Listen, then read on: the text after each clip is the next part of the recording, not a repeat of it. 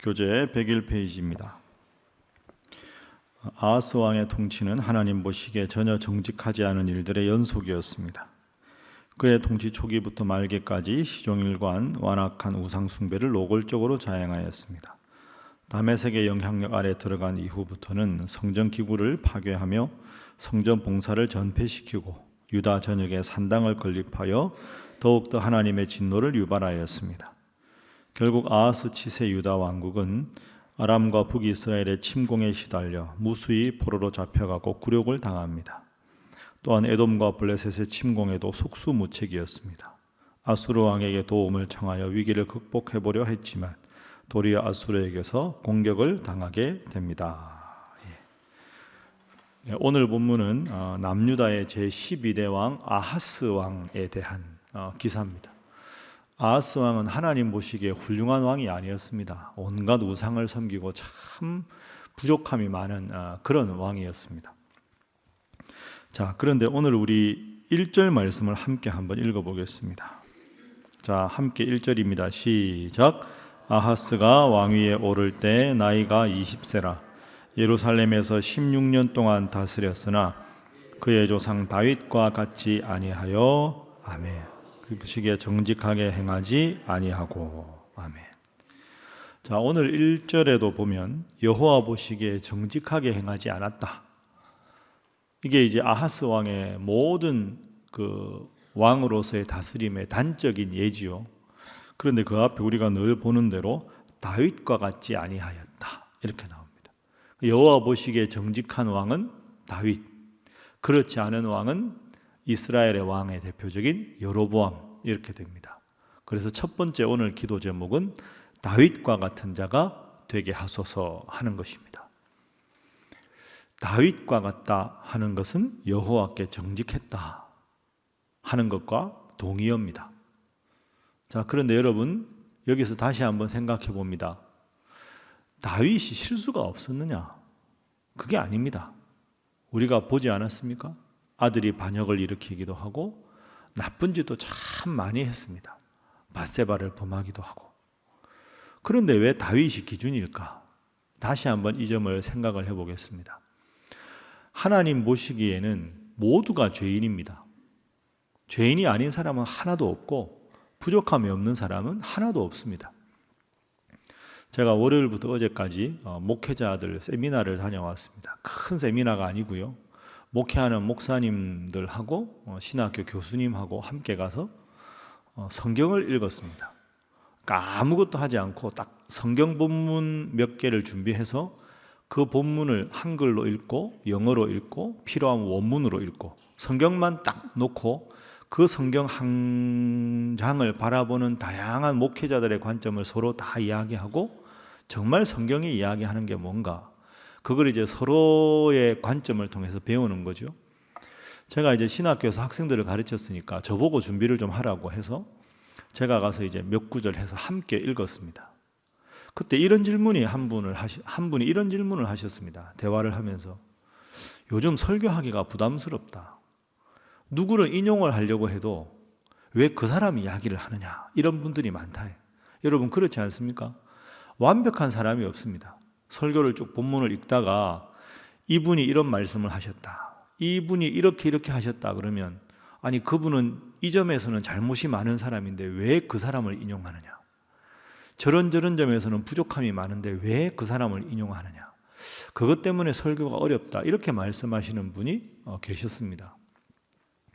근데 저는 그렇게 생각합니다. 그분의 고충도 이해하지만 그렇게 하면 인용할 사람 한 명도 없습니다. 하나님 예수님 빼고 사도 바울이라고 완벽합니까? 솔로몬이 완벽합니까? 다윗이 완벽합니까? 여러분 이 점을 잘 생각하십시오. 다윗이 완전한 인물이라 다윗과 같이 행했다고 말하는 게 아닙니다. 다윗도 실수를 하고 실패를 하고 좌절을 했습니다.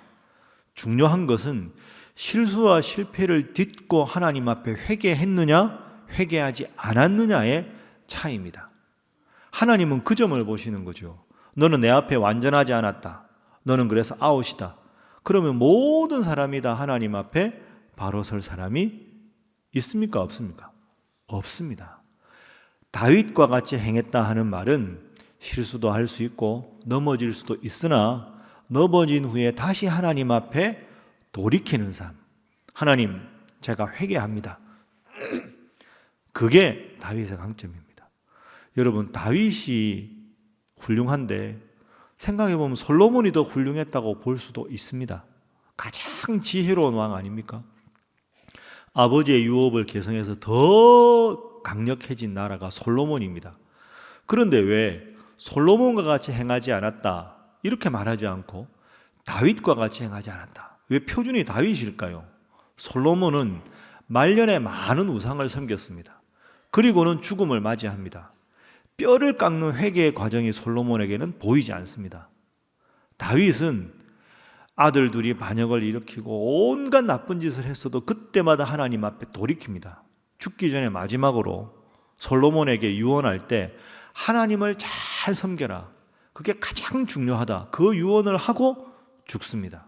다윗과 솔로몬의 차이입니다. 그래서 오늘 우리가 다시 한번 다윗과 같은 길을 행한다 하는 것은 내가 윤리적으로 도덕적으로 실수하지 않는 삶이 아니라 부족해도 하나님께 다시 돌이키고 힘들고 어려워도 하나님 중심으로 살아가는 삶의 대표자가 다윗이다. 그래서 이 새벽에도 하나님, 제가 비록 부족하지만 끊임없이 돌이키고 하나님 중심으로 사는 자 되게 하소서.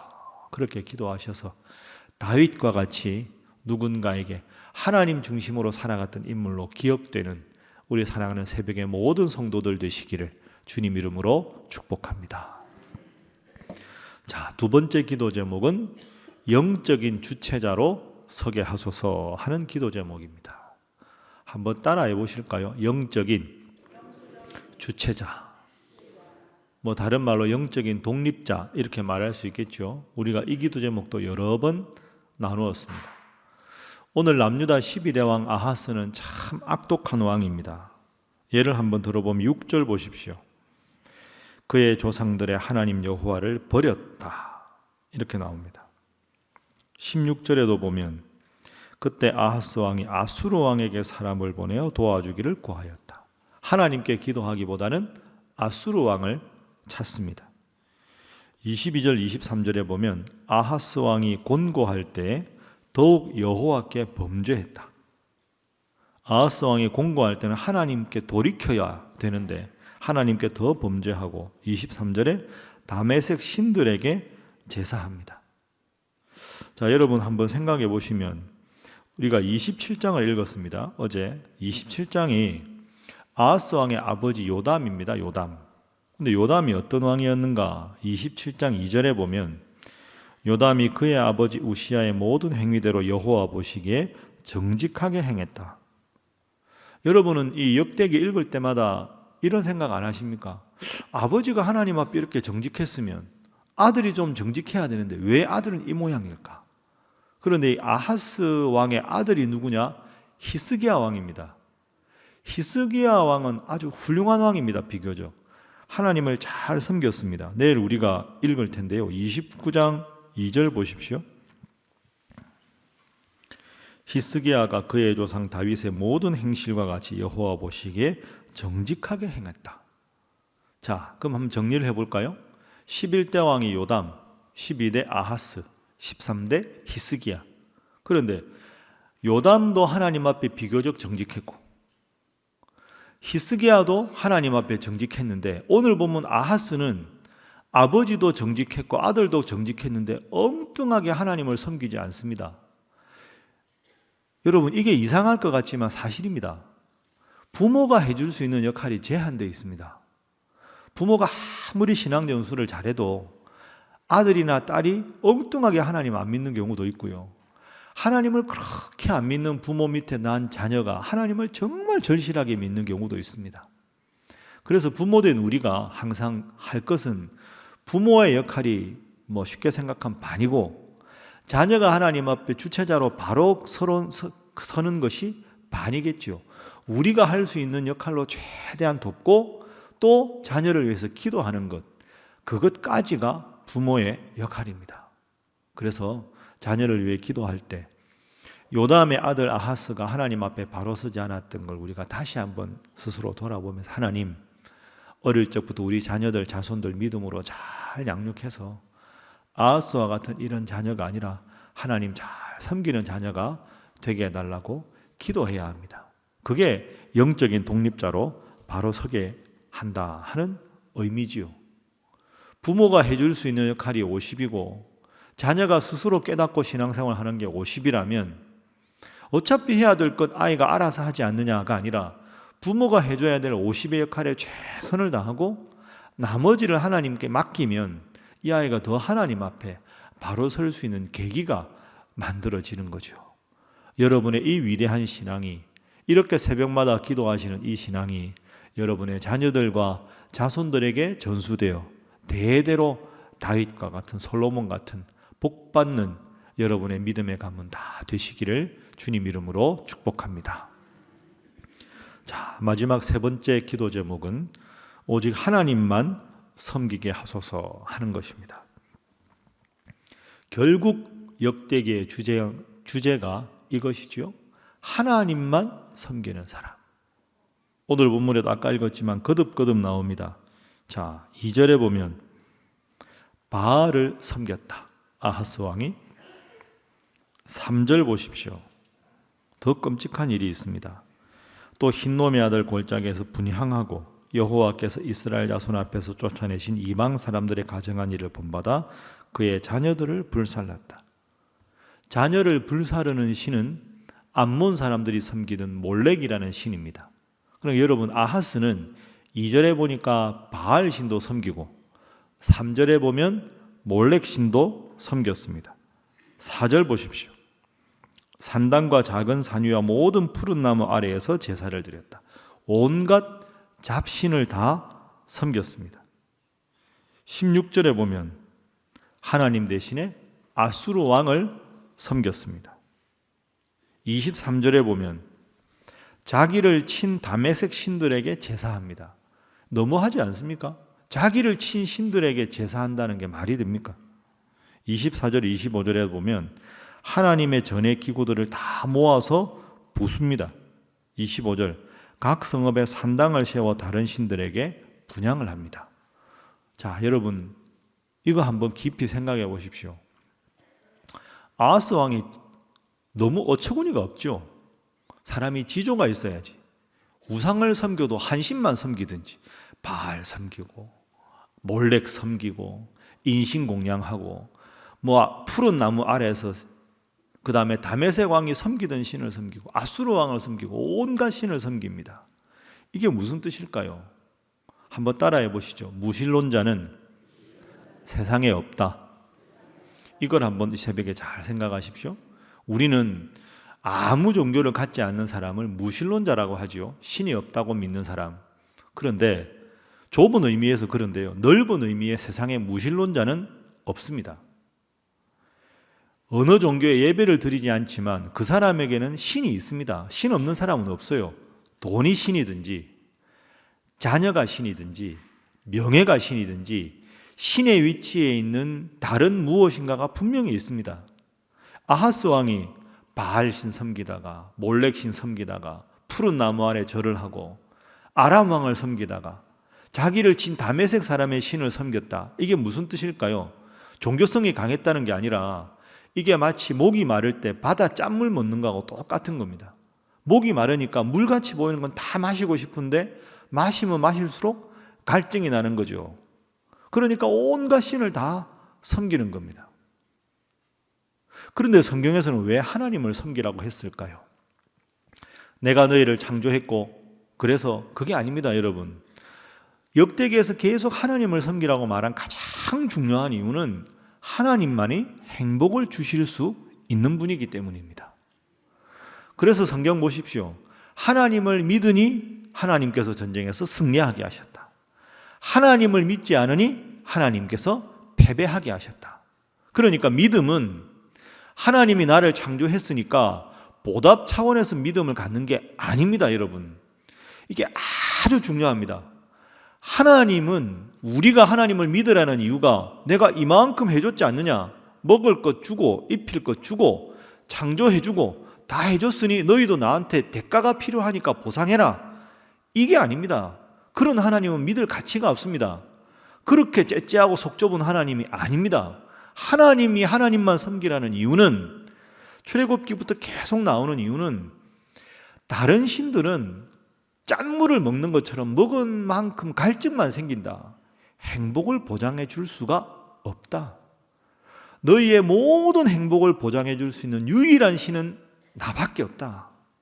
내가 너희를 위해서 모든 복을 다 줄 테니 왜 행복이 여기 있는데 행복을 줄 수 없는 엉뚱한 데 가서 엉뚱한 시간 소비하고 힘들어하느냐.